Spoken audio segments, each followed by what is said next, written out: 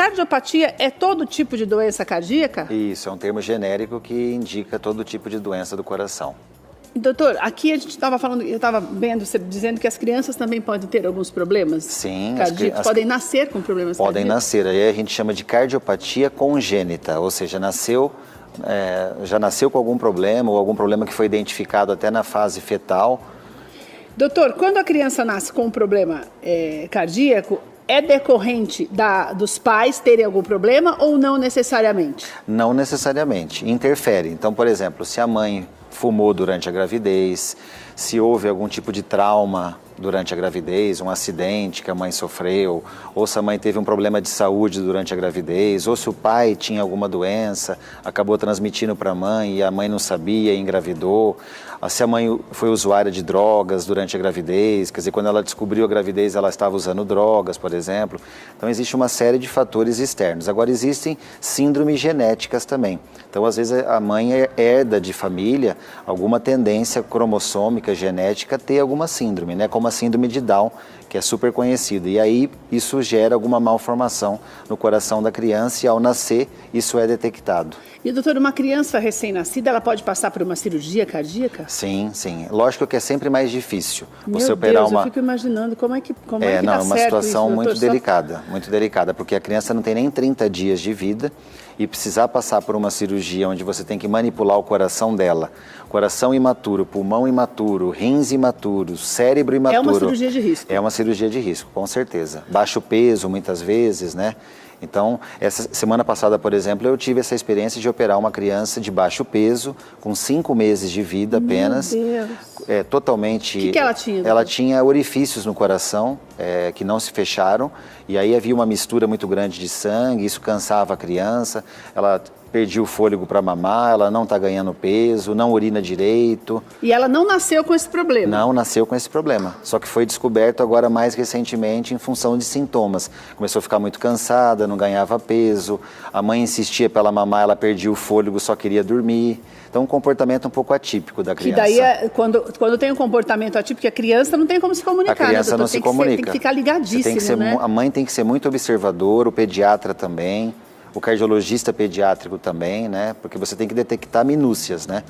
Doutor, por exemplo, a doença congênita, a gente já, como você falou, nasce com ela, mas ela já é perceptível nos primeiros meses ou dias de vida, ou pode acontecer da gente nascer com o problema e só descobri-lo depois da fase adulta? Olha, nos dias de hoje, com os recursos tecnológicos que nós temos, dá para descobrir na barriga da mãe, na maioria das vezes. Mas os exames que são feitos durante o pré-natal, os exames normais, rotineiros, eles são feitos para isso também, doutor, para detectar algum tipo de doença? Hoje em dia, sim. Desse nível? Em centros grandes, sim, Keila. Claro que a gente tem que levar em conta que o Brasil é um país de muitos contrastes. Então, muitas vezes, não se detecta no pré-natal e acaba descobrindo depois, às vezes tardiamente, pela questão socioeconômica mesmo.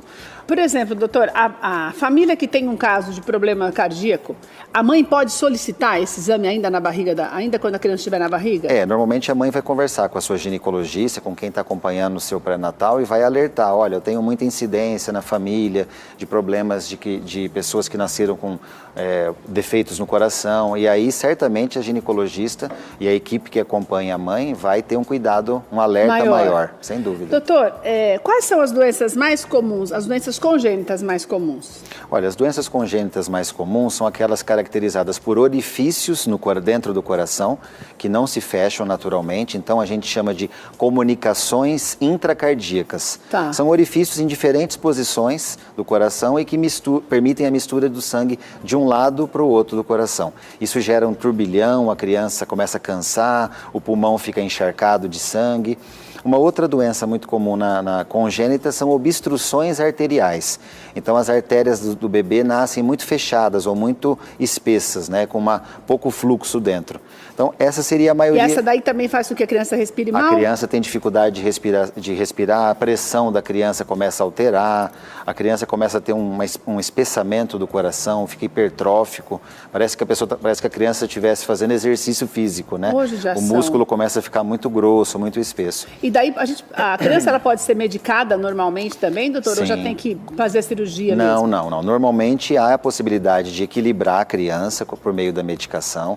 Existem casos casos que dá para fazer um pequeno procedimento paliativo, como se fosse um cateterismo na criança, para descomprimir alguma coisinha, equilibrá-la, ganhar alguns dias, para ela poder ganhar mais peso, se alimentar. Para ficar uma cirurgia mais segura. Para ficar uma cirurgia um pouco mais segura, vamos dizer assim. Doutor, o que é o sopro no coração? A gente teve um caso que ouvimos esses dias, até lá na igreja, uma criança, neta da pastora Felícia, que nós conhecemos, e ele estava com esse problema gravíssimo, que era assim, também parecia que era uma canseira. O que é o sopro? O sopro é a expressão sonora, é uma expressão sonora de dois fenômenos possíveis dentro do coração. Ou está ocorrendo algum turbilhonamento do sangue em alguma posição. Causado por esses orifícios que Pode você ser orifício, falou? Pode ser um problema de uma das válvulas do coração. Então, ou um turbilhonamento, ou eventualmente uma válvula cardíaca que nasceu mal formada e deixa vazar o sangue sem controle de fluxo. E daí, quais são os sintomas? O que ela causa? Normalmente, além daquele barulhão no tórax, que é o sopro... Dá para ouvir um barulho, então? Lógico que com o estetoscópio você percebe mais. Mas você pode colocar a mão sobre o tórax da criança e você sente uma vibração. Meu Deus! E aí, quando você coloca o esteto, você tem a expressão do sopro, né? Tá. Normalmente, a criança fica muito cansada, começa a ter inchaço no corpo, pneumonias ou gripes de repetição, muitos roncos no pulmão, dificuldade para se alimentar, dificuldade para dormir, a criança passa a ficar muito irritadiça. Esse é um sintoma, aliás, que eu gostaria até de chamar a atenção. Bebê muito irritado, a gente tem que desconfiar de alguma coisa, porque como você falou, ele não fala, né? Qualquer coisa diferente, comportamento mas ele fica irritado. Diferente. Uma criança que tem um padrão de irritabilidade acima do normal, a gente tem que ver se não é um cansaço, se não é falta de fôlego, alguma coisa desse tipo, né? Doutor, agora o sopro, ele acomete mais crianças do que adultos? Normalmente o sopro, nos adultos pode acontecer se o adulto desenvolver um problema de válvula. Então, por exemplo, o adulto adquire, na fase adulta, um determinado problema, uma infecção numa válvula, aí ele passa a ter um sopro. Na infância, o sopro é um achado mais frequente do que nos adultos, porque é a caracterização de um defeito que já nasce com a criança, uma má formação ou uma formação incompleta de algum tecido da válvula. Ou esses orifícios que eu te falei, que são muito comuns na infância, né, ao nascimento. Já no adulto a gente vê menos isso. Agora, pelo que eu entendi, os orifícios naturalmente deveriam ser fechados, né, doutor? Sim, são membranas musculares ou membranas... Como se estivesse se formando dentro do coração. Isso, porque isso acontece muitas vezes ou porque a criança tem alguma síndrome, como a síndrome de Down, ou porque a mãe precisou interromper a gravidez, né? O ginecologista precisou optar pela interrupção da gravidez, por exemplo. Se a mãe tem crises hipertensivas, pressão muito alta, muitas vezes a ginecologista, a obstetra, é obrigada a antecipar o parto. E ao antecipar o parto, você não cumpriu aquele ciclo natural de formação do coração. Então nasce com alguma coisa... Faltou um tempinho, que seja 2, 3 semanas, mas pode acontecer. Doutor, já que estamos falando de doença, me lembrei agora de mais uma. Eu tenho visto as pessoas reclamando, muitas pessoas têm tido cada vez mais infartos. E as pessoas falam de diversos sintomas que podem ser um alerta para o infarto. Nós tivemos um caso um tempo atrás lá na igreja de um senhor, ele tem acho que 60 anos, o pastor Carlos, e ele teve um infarto, nunca tinha sentido nada, tranquilamente, e ele começou a sentir uma dor no braço direito. E ele ficou com medo, na verdade, porque sempre ouvia que dor no braço direito poderia ser um infarto. E foi correndo para o hospital e o médico, quando ele chegou, falou para ele, ainda bem que não tinha mais 10 minutos. Então, essas dores assim do nada, elas podem ser uma... É que eu tenho medo da gente falar isso também e você que está em casa começar a achar que qualquer dor que você está sentindo, você já acha que vai ter um infarto. Daí, do medo, do susto, acaba tendo um problema de saúde mesmo. Não é isso, mas existem alguns sintomas que são mais latentes mesmo?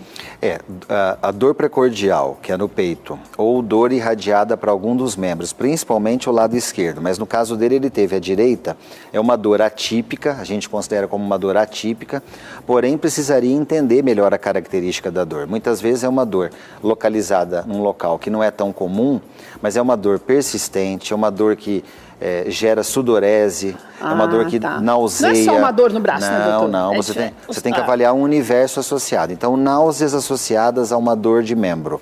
Sudorese excessiva, gelada, sudorese fria, associada a uma dor de um dos braços. Podem ser sinais de alerta. Uma palidez cutânea concomitante com essa dor no membro. Então, tudo isso tem que ser levado, porque uma dor isolada pode ser apenas uma dor muscular. Certo. Agora, uma dor no braço associada a esses fenômenos, então náusea ou vômito propriamente dito, sudorese, palidez cutânea mucosa, esses achados nós temos que tomar um certo cuidado. Agora, você disse que normalmente a pessoa tem o que a gente chama, leigo, de dor no coração mesmo. Sim. Você vai ter um infarto, dói o lado do peito, que é o lado esquerdo. O lado esquerdo, exatamente. Isso seria o mais comum pela localização do coração. Agora, há casos de infarto que é apenas uma dor na região do estômago. E tem também casos de não ter dor nenhuma, né, doutor? Eu conheço uma moça acho que 30 e poucos anos e acordou, sem ter falou, dor. Acho que eu tô com um pouco de tontura. Daí o marido dela achou estranho, ela desmaiou. E ele achou que era assim, pressão baixa, levou para o médico, ela estava quase morta já. Eu às vezes, diabéticos, por exemplo, a gente quando atende diabético já fica um pouco mais cuidadoso, porque o diabético não costuma ter muita dor. Até pelo efeito do diabetes na inervação do corpo. Normalmente o diabético não tem dor. E aí você não vai esperar uma dor importante no tórax, né? Você vai esperar muita náusea, muita sudorese, então você fica atento a outros sintomas. Essa moça provavelmente por algum motivo, às vezes não é só o diabetes, ela não tinha tanta sensibilidade à dor. Então, às vezes tinha algum mal-estar, um desconforto, mas ela não valorizou.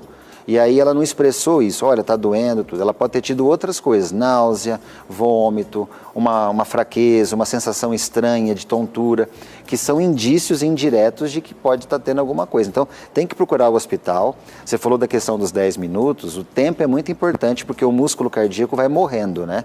Então, o ideal é que a pessoa chegue do início dos sintomas até o atendimento em pelo menos 3 horas. Alguns consideram até tolerável 6 horas, mas se a pessoa chegar dentro das primeiras 3 horas é mais seguro. O risco de morte é menor. O risco de morte é menor e a chance de salvar a área que está morrendo é maior, porque ela está morrendo assim, célula por célula. Então você pode interromper isso e parar esse processo de morte celular.